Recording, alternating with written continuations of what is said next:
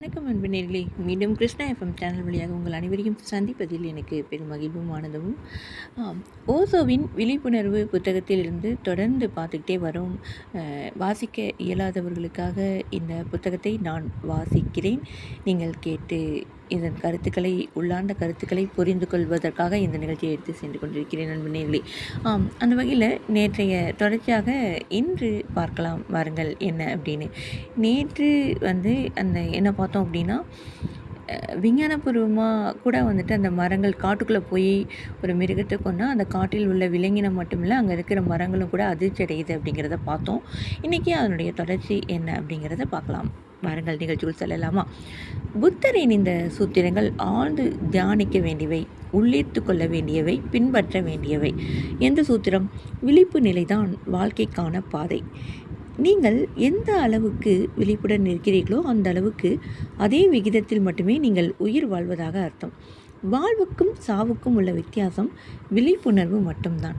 நீங்கள் சுவாசிப்பதால் மட்டுமே நீங்கள் உயிர் வாழ்வதில்லை. உங்களது இதயம் துடிப்பதால் மட்டுமே நீங்கள் உயிர் வாழ்வதில்லை.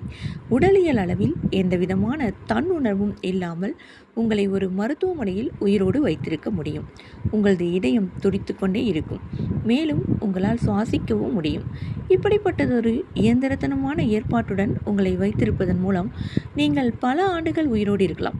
அதாவது சுவாசித்தல், இதய துடிப்பு மற்றும் இரத்த ஓட்டம் ஆகிய விஷயங்களில் உயிரோடு இருக்கலாம்.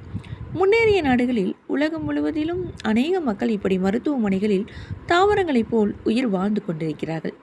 ஏனெனில் உங்களது மரணத்தை கால வரையின்றி ஒத்திவைக்கும் அளவுக்கு நவீன தொழில்நுட்பங்கள் அதை சாத்தியமாக்கிவிட்டன. பல வருடங்கள் உங்களை உயிரோடு வைத்திருக்க முடியும். இதுதான் வாழ்க்கை என்றால் நீங்களும் இப்படி உயிரோடு வைத்திருக்கப்பட முடியும். ஆனால் இதுதான் வாழ்க்கை அல்ல. வெறுமனே தாவரங்களைப் போல் இருப்பது வாழ்க்கை அல்ல. புத்தர்கள் வாழ்க்கைக்கு வித்தியாசமான விளக்கங்களை கொண்டுள்ளனர். அவர்களின் விளக்கத்தில் விழிப்புணர்வு என்பது உள்ளது. நீங்கள் சுவாசிப்பதால் உயிரோடு இருப்பதாக அவர்கள் கூறுவதில்லை. உங்களுக்குள் இரத்த ஓட்டம் இருப்பதால் மட்டுமே நீங்கள் உயிரோடு இருப்பதாக அவர்கள் கூறுவது இல்லை. நீங்கள் விழிப்புணர்வுடன் இருந்தால் மட்டும்தான் நீங்கள் உயிரோடு இருப்பதாக அவர்கள் கூறுகின்றனர். எனவே விழிப்பு நிலை அடைந்தவர்களை தவிர யாரும் உண்மையில் உயிரோடு இருப்பதில்லை. நீங்கள் அனைவரும் பிணங்கள் தான். நடந்து கொண்டும் பேசிக்கொண்டும் காரியங்கள் செய்து கொண்டும் இருக்கின்ற பிணங்கள் தான். நீங்கள் மனித இயந்திரங்கள். விழிப்பு நிலைதான் வாழ்க்கைக்கான பாதை என்று புத்தர் கூறுகிறார். அதிக விழிப்புணர்வு உள்ளவர்களாக ஆகிவிடுங்கள். அப்போது நீங்கள் அதிக உயிர் துடிப்புள்ளவர்களாக ஆகிவிடுவீர்கள். மேலும் வாழ்க்கைதான் கடவுள். இங்கே வேறு ஒரு கடவுளும் இல்லை. எனவேதான் புத்தர் வாழ்க்கையையும் விழிப்புணர்வையும் பற்றி பேசுகிறார். வாழ்க்கைதான் லட்சியம். மேலும் விழிப்புணர்வு தான் அதற்கான வழிமுறை, அதை அடைவதற்கான தொழில்நுட்பம். முட்டாள் தூங்குகிறான், ஆனால் நாம் எல்லோரும் தூங்குகிறோம். எனவே நாம் எல்லோரும் முட்டாள்கள்தான். இதற்கான உள்ளம் புண்படாதீர்கள். உண்மைகளை அவை எப்படி உள்ளனவோ அப்படியே சொல்லியாக வேண்டும்.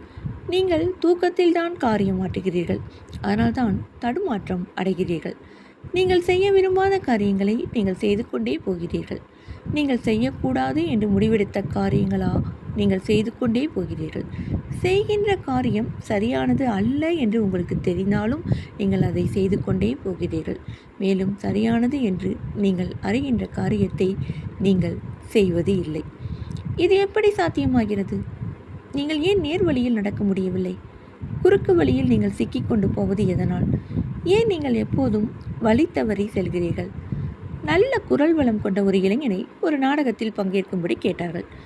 இப்படிப்பட்ட சூழ்நிலைகளில் அவன் தான் மிகவும் தர்ம சங்கடத்தை உணர்வதால் அவனை விட்டுவிடும்படி அவன் கெஞ்சியும் கூட அவர்கள் அவனை வற்புறுத்தினார்கள்.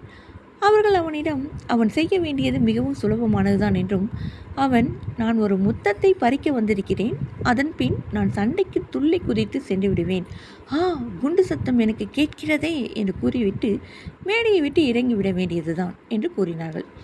நாடகத்தின் போது அவன் மேடைக்கு வருகிறான். கடைசி நேரத்தில் அவனுக்கு கட்டாயப்படுத்தி அணிவிக்கப்பட்ட போர் வீரனுக்கான முழங்கால் கவசமானது மிகவும் இறுக்கி பிடித்ததால் ஏற்கனவே அவன் கடுப்பாகி உள்ளே வந்தவனுக்கு அங்கே அழகான கதாநாயகி வெள்ளை நிற ஆடையில் தோட்டத்தில் உள்ள இருக்கையில் படுத்திருப்பதை பார்த்தவுடன் அவனுக்கு எல்லாமே மறந்து போய்விட்டது. அவன் தொண்டையை கனைத்து கொண்டு நான் பந்தத்தை முறிக்க வந்திருக்கிறேன். இல்லை இல்லை, முத்தத்தை பறிக்க வந்திருக்கிறேன். அதன் பின்னர் துண்டைக்கு சல்லை குதித்து சென்று விடுவேன். அதாவது சண்டைக்கு துள்ளி குதித்து சென்று விடுவேன். குண்டு சத்தம், சண்டு சத்தம் எனக்கு கேட்கிறதே. இல்லை இல்லை, குண்டு சித்தம், ஐயோ எலி சத்தம், வௌவால் சத்தம் எல்லாம் உங்கள் மேல். முதலிலேயே நான் இந்த சாபக்கேடான நாடகத்தில் நடிக்க விரும்பவில்லை என்று கூறினான். இதை போன்றுதான் உங்கள் எல்லோருக்கும் நடக்கிறது. உங்களது வாழ்க்கையை கவனிங்கள். நீங்கள் செய்கின்றதெல்லாம் அந்த அளவுக்கு குழப்புவதாகவும் உள்ளது. உங்களிடம் எந்த விதமான தெளிவும் இல்லை. உங்களிடம் எந்த விதமான கண் உணர்தலும் இல்லை. நீங்கள் உஷாராக இல்லை. உங்களால் பார்க்க முடியவில்லை, உங்களால் கேட்க முடியவில்லை. நிச்சயம் உங்களுக்கு காதுகள் உள்ளன, எனவே உங்களால் கேட்க முடியும். ஆனால் அதை புரிந்து கொள்வதற்கு உங்களுக்குள்ளே அங்கே யாரும் இல்லை. நிச்சயம் உங்களுக்கு கண்கள் உள்ளது, எனவே உங்களால் பார்க்க முடியும். ஆனால் உங்களுக்குள் யாரும் இருக்கவில்லை.